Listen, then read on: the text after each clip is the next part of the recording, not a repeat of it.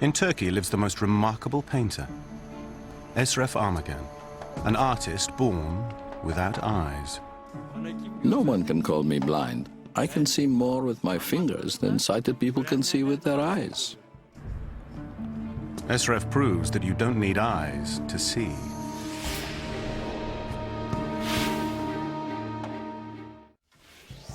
At the University of Toronto, perception and cognition psychologist Dr. John Kennedy is investigating the abilities of an astounding man, Esref, the blind painter. Esref is a blind man who has been drawing pictures since he was a child. He draws astonishingly well. Many people would say he draws better than many sighted people. Esref lives in Turkey.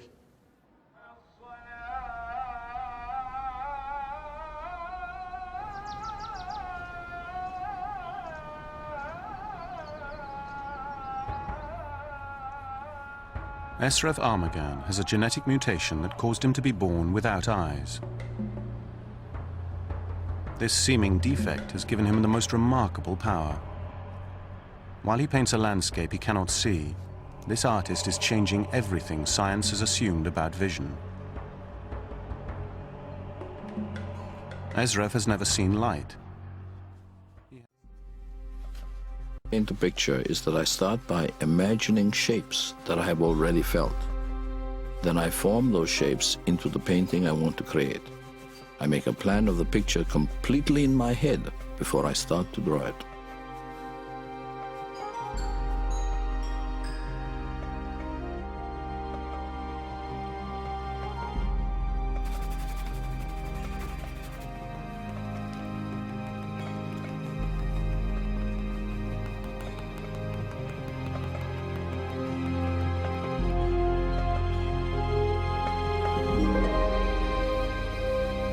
What's astounding about Esref's paintings is his use of color, shadow, and composition. And most importantly, perspective. The way he draws objects receding into the distance. It is not meant to be possible to paint such recognizable and well-composed images without eyes. At Harvard Medical School's Neurology Center, scientists are mystified by Esref's abilities. They want to scan his brain in order to find out how he does it. Esref is doing something that we thought was locked in the visual brain and was only possible if you had visual input. And it's the way Esref grapples with three-dimensional space that has the scientists particularly excited. But Esref wishes that people would pay more attention to what he paints, not how he can paint. He wants to be known as a great artist in his own right. I want to be remembered as a person who was able to see the world with their fingertips. I want to be remembered for my art. But for now, he's agreed to help the scientists. And Dr. Kennedy has devised a most ambitious experiment. He wants to find out if Esref truly understands perspective. And my experiment is going to be asking Esref to draw a particular building in Florence, in Italy, that was the source, the origin of the discovery of perspective, how we show depth in pictures. In 1413, Filippo Brunelleschi stood on the steps of the Duomo, the great cathedral he designed and built. He looked across the square at the baptistry, an octagonal Roman structure. It was this building that finally unveiled to him the equation for perspective. The complex geometry makes it extremely difficult to draw, even if you can see. Can he tackle a complicated object like the baptistry and handle all its parts and draw it and get all three dimensions of space and get them right?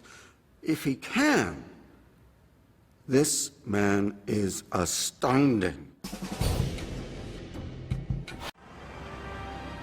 Esref, the blind painter, has arrived in Boston. He's agreed to meet the world-renowned neurology team at Harvard. They're amazed by him and want to know how a man without eyes can paint such incredible pictures using scale and perspective.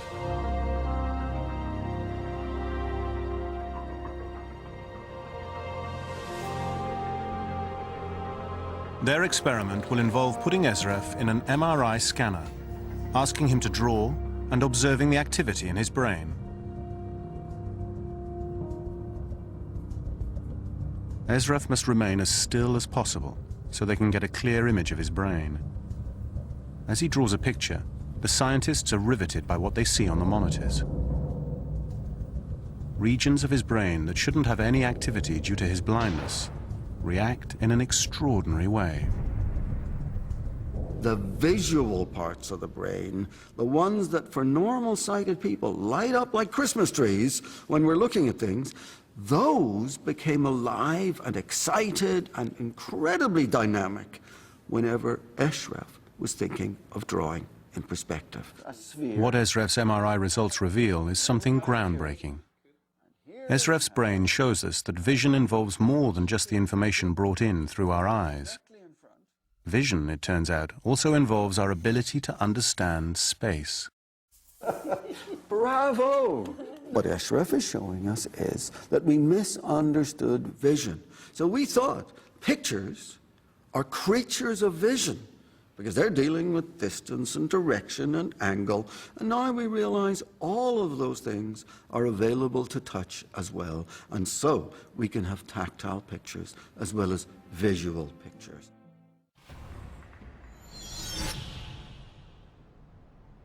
As Wim forges through the frozen wasteland, a blind man from Turkey is going to attempt to outdo Filippo Brunelleschi, the most important architect of the Renaissance. I'm going to ask Esref to sit here where Brunelleschi was and draw this building. John? Esref, how are you? How nice to see you. We have so much to do. There is a really interesting building right beside us, and I'm going to ask you to draw it. First, we got to find out the shape of the building. There's the side, right? Then you come to the corner. And then it goes at an angle. Esref has been given no prior clues about this building. He's entered into this experiment without knowing what he was going to be asked to do. What Esref must do is draw the sides of the baptistry upwards and downwards so that the lines converge on the horizon. This is what Brunelleschi did, and this is what even now most sighted people get wrong.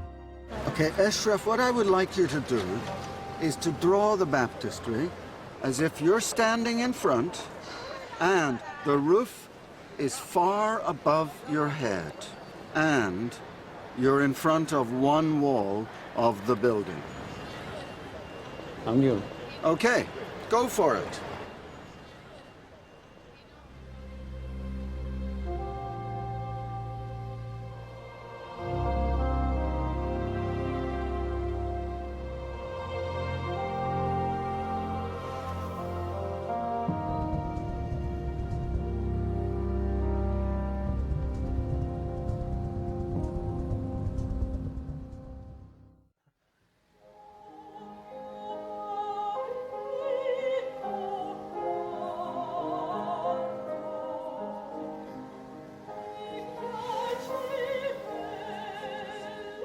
For Esref, this is the moment of truth. He must draw the bottom two lines converging upward towards the top.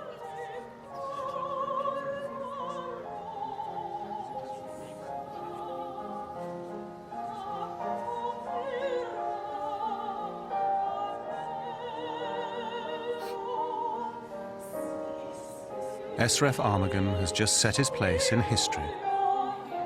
He has outdone Filippo Brunelleschi, a Renaissance master. Okay.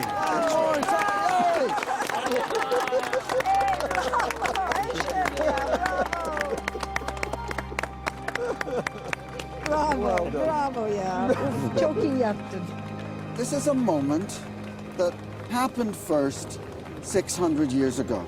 The next time it happened was today.